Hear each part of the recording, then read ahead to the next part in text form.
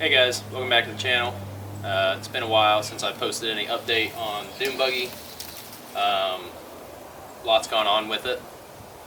I bought this trailer, bought a truck, had a kid, got married,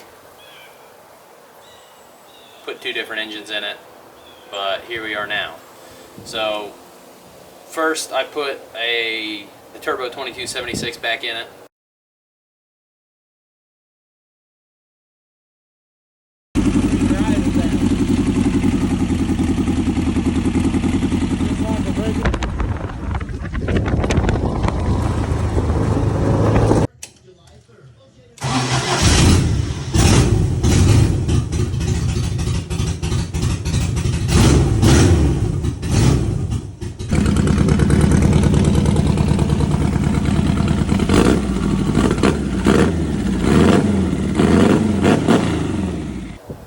And it just had kind of problem after problem. It wouldn't run right because of the ignition box. I couldn't get the fuel right because of the CB fuel injection. It dropped a valve. It kept leaking oil. The pulley had been oblong, so it kind of ate the block up a little bit. And I just wasn't ever really very happy with it for what it was. I still have the motor. It's still probably going to go in something, but I decided to go with a Honda J35. That's what's in it now.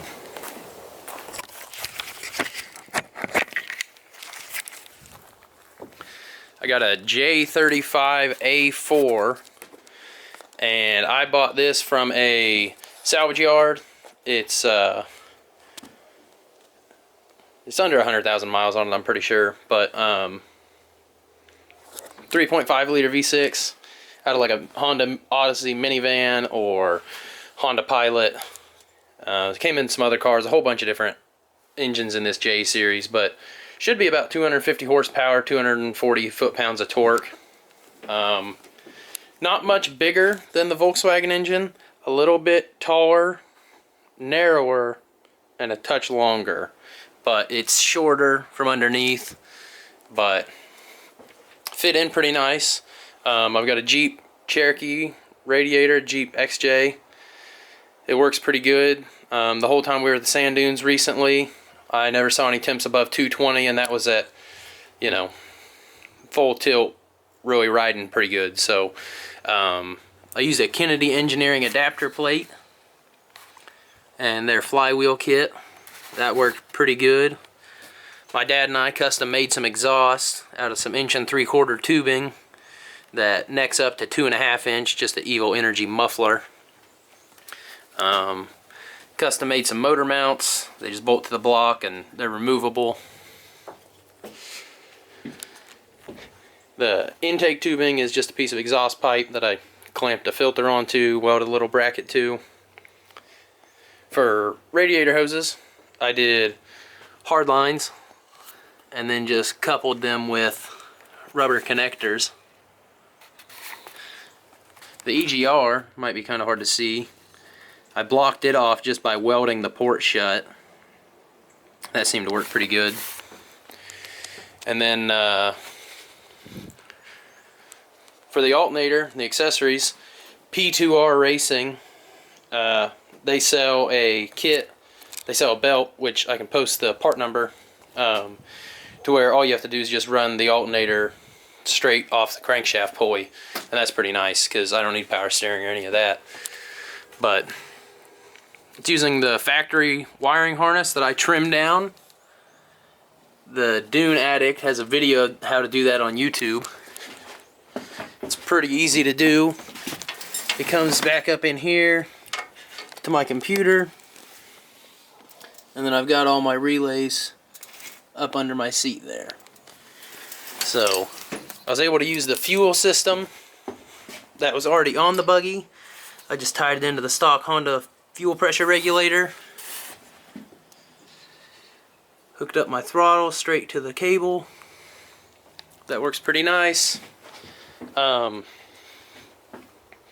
see what else I was wanting to touch on here.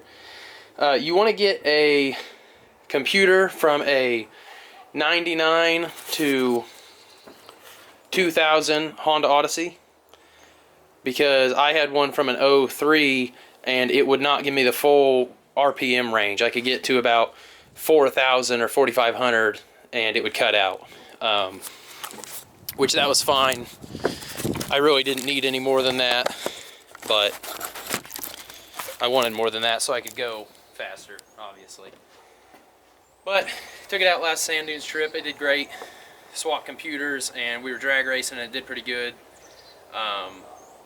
And I was in 4th gear doing a full throttle pull and the transmission let go, so that kind of sucks.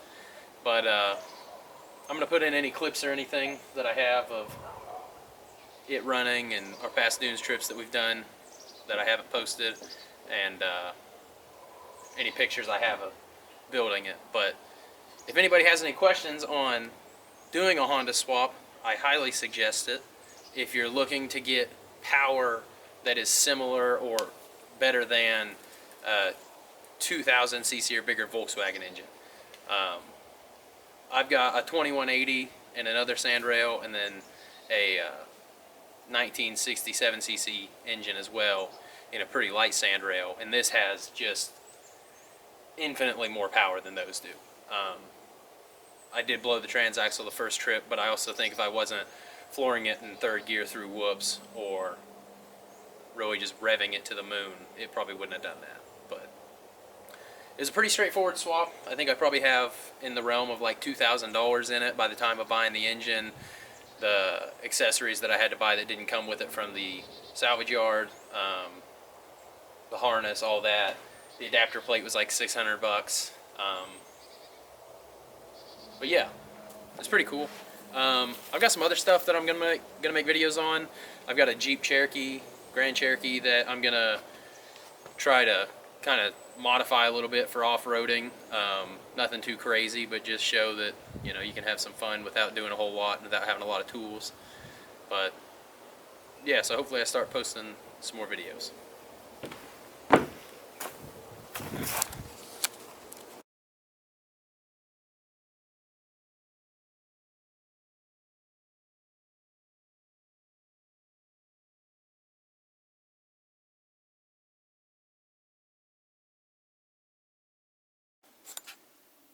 So in this computer, this is the this is the like 2004 computer, but the same goes for the 99.